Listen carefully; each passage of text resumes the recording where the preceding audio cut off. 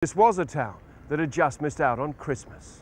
The police commissioner came to see me just before New Year's Eve to tell me that there were large stocks of liquor in warehouses in Darwin, and he thought that it would not be right to release that because there were still people's lives in jeopardy.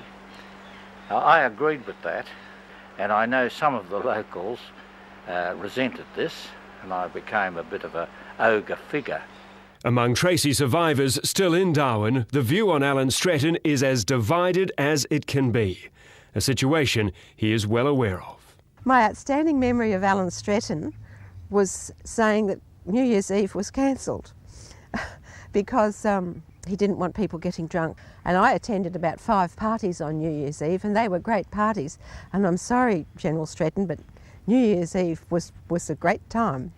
I thought it was pretty stupid when he tried to cancel New Year's Eve. I think an announcement came over the radio saying you've all been working very hard and I think you should go for another day and that'll probably be really good, so forget New Year's Eve, we'll have it a day later.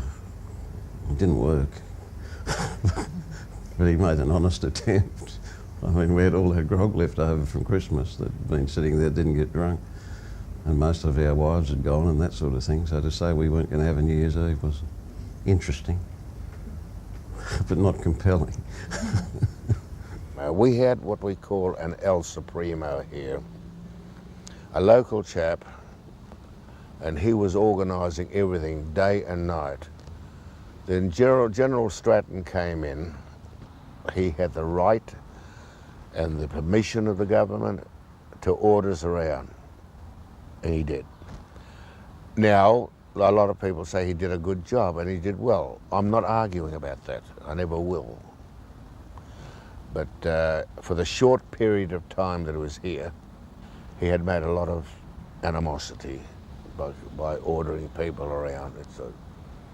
He had one of the unsatisfactory things that he ordered: no grog. Fancy. The guy coming out and saying, we're not allowed to celebrate New Year's Eve. You know, that was just crazy. I mean, if ever you wanted to celebrate life, I mean, that had to be an occasion to do it. He brought a style of authority with him that was over the top and quite unnecessary at times. That's one side of the Stretton story. Here's the other. My own opinion, firstly, from a citizen's point of view, I think really he did a very good job.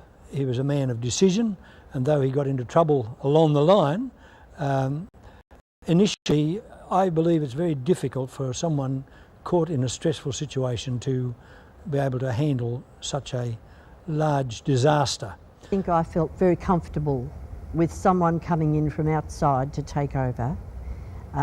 We felt ourselves that everyone was so much in shock that they really couldn't make good decisions, and General Stretton came in with that power of decision making that was, as far as we were concerned, we felt secure and comfortable with his decisions.